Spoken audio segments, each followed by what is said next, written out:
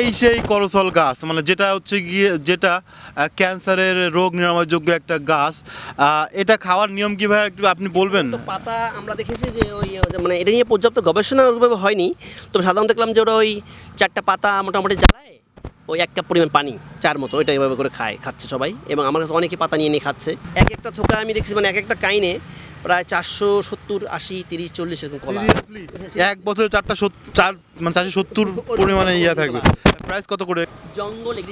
জঙ্গল agriculture centre থেকে বলছিলাম, ঠিক বাংলাদেশ বেতারের ঠিক অপোজিটের অবস্থান রয়েছে। কখনো কখনো একটা ছোট্ট ফুলই মনকে শান্ত করে দেওয়ার জন্য যথেষ্ট।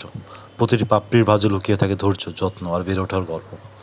ফুল কখনো প্রতিযোগিতা করে না, সে শুধু নিজের সময় হলে নিঃশব্দে ফুটে ওঠে। এই রঙিন নার্সারিতে দাঁড়িয়ে মনে হয় সৌন্দর্য কখনো চিৎকার করে না, সে নিঃশব্দে হৃদয় জয় করে নেয়। হয়তো জীবনও এমনই, যত ভালোবাসা দিয়ে লালন করবে তত সুন্দর করে ফুটে উঠবে। আসসালামু আলাইকুম সবাইকে। আমি এখন আছি খুলনায় বাংলাদেশ বেতারের ঠিক সামনে একটা সুন্দর নার্সারিতে। চারপাশে এত রঙিন ফুল যে চোখ সরানো যাচ্ছে না। দেখতে পাচ্ছেন এখানে গোলাপ, গাঁদা, পিটুনিয়া আর নানা ধরনের মৌসুমী ফুলও রয়েছে। প্রতিটি গাছে যেন নিজের মতো করে হাসছে। প্রকৃতির এই সৌন্দর্য সত্যি মনকে শান্ত করে দেয়। নার্সারির মালিকের সাথে কথা বলে জানলাম এই ফুলগুলো প্রতিদিন নির্দিষ্ট সময়ে পানি দেওয়া হয় আর সঠিক সার ব্যবহার করা হয়। আপনি যদি বাসার ছোট একটা বাগান করতে চান, এখান থেকে খুব সহজেই গাছ কিনতে পারেন। খুলনার যারা আছেন তারা চাইলে বাংলাদেশ বেতারের সামনেই এই নার্সারিতে চলে আসতে পারেন। দামও মোটামুটি সাশ্রয়ী আর গাছের কোয়ালিটি খুবই ভালো। আসলে শহরের ব্যস্ত জীবনে একটু সবুজ, একটু ফুল আমাদের মনটা সতেজ করে দেয়। প্রতিটি বাসায় যদি একটা করে গাছ থাকে তাহলে পরিবেশও সুন্দর হবে, মনও ভালো থাকবে।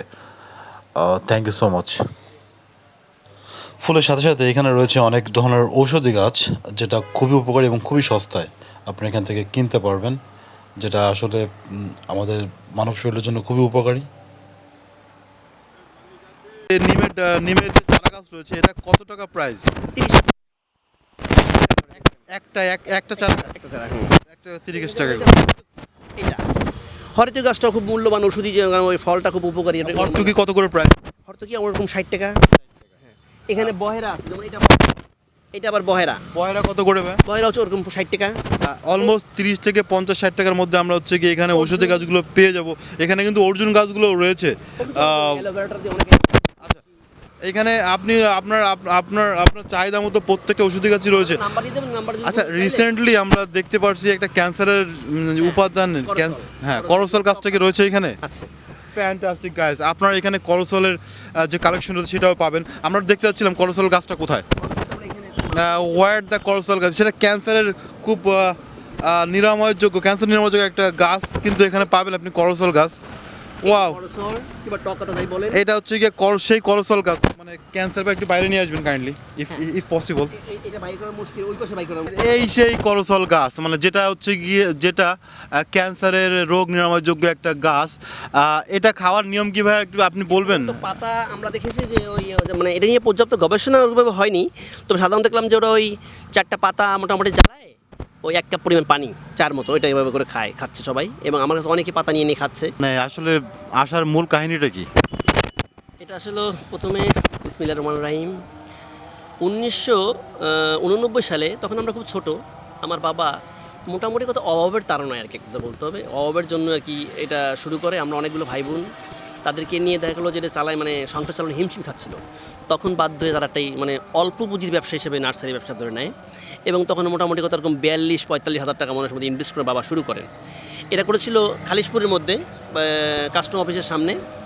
এটা আমাদের খাজা কর্পোরেশন, প্রথম নাম ছিল খাজা নার্সারি, এবং এটা 89-তে শুরু হয় 4 জন শেয়ার নিয়ে আমার বাবা শুরু করে। পরে মোটামুটি 7-8 মাসের মধ্যেই 3 জন সরে যায়। পরে আমরা বাবা আর আমরা ভাই বোন মিলে মোটামুটি এই প্রতিষ্ঠানটা তারা মানে প্রতিষ্ঠিত করি। তখন খাজা কর্পোরেশন মোটামুটি খুলনার মধ্যে খাজা নার্সারিটা মোটামুটি বলতে হবে যে আমরা ছিলাম 1 নম্বর পজিশনে, আর কোনো নার্সারি ছিল না খুলনায়, ছিল খুব দুর্বল যেটা নার্সারি ছিল। পরে মোটামুটি বেশ ভালোই চলতেছিল। বাবা চাকরি করতেন, আবার আমার বাবা ছিলেন ইউসেফে জব করতেন, তা চাকরির পাশাপাশি এটা করতো। তারপর মোটামুটি আমি তার ছোটো, মানে আমার তখন বয়স বেশি না যখন শুরু, তখন মনে হয় কত 8-9 বছর হবে কি, 7 বছর হবে। কেউ শুরু করতে চায় সে কিভাবে শুরু করতে পারে? এখন তো আসলে অনেক ইনভেস্টের ব্যাপার, এখন আর সেই দিন নাই আমাদের সময়। এখন তো ডাল কাটলে তখন পয়সা পাওয়া যেত, এখন তা না। এখন থাইল্যান্ড, ইন্ডিয়া, মানে সারা পৃথিবীর গাছ আনতে হয়।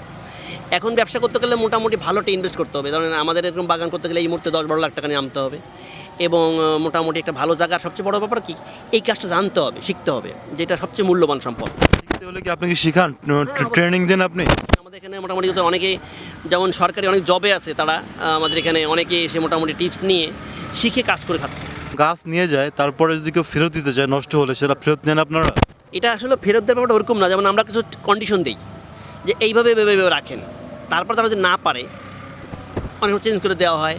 কোনো কোনো ক্ষেত্রে যেমন সিজন ফ্লাওয়ারগুলো তো এগুলো তো মারা যাবে, এটা নিয়ে সমস্যা। কিছু হার্ডি গাছ অনেকে পাল্টায় নিয়ে যায়, এবং তারা অনেকে টাকাও নিয়ে গেছে এরকম করে। গাছের সঙ্গে কি টপ ফ্রি থাকে নাকি টপ কিনতে হয়? আলাদা প্রাইস, যেমন যেটা টপশো সিট আপ, ওটা টপশো সিট আপ, যেটা আলাদা নেবেন আলাদা হবে। যেমন এই গাছটা যদি আমরা এই গাছটা, যেমন এই গাছটা আমরা 30 টাকা বেশি, এই গাছটা আমরা টবে টাকা রেকর্ড দিয়ে দেখা গেলো যে প্লাস্টিক ভালো মানের টবে 80 টাকা 100 টাকা পড়ে, এরকম একটা গাছ। বিভিন্ন সাইজের টব, 30 টাকা হলে টবের দাম আলাদা করে দিতে হবে। সারের ব্যাপার আছে, এগুলো সব কিছু মিলে আমরা দিক করে দিই। তাতে দেখা গেলো যে আপনার খুব একটা আন পড়ে না। আর এগুলো তো সাধারণত মোটামুটি লং টাইম রাখা যায়, 12 মাসই না, লং টাইম রাখা যায়, এটা চেষ্টা করলে পারে আর কি। আপনাকে অসংখ্য ধন্যবাদ। জি, আসসালামু আলাইকুম। আমার নাম্বার দেওয়া থাকবে, আপনি যোগাযোগ করতে বলেন।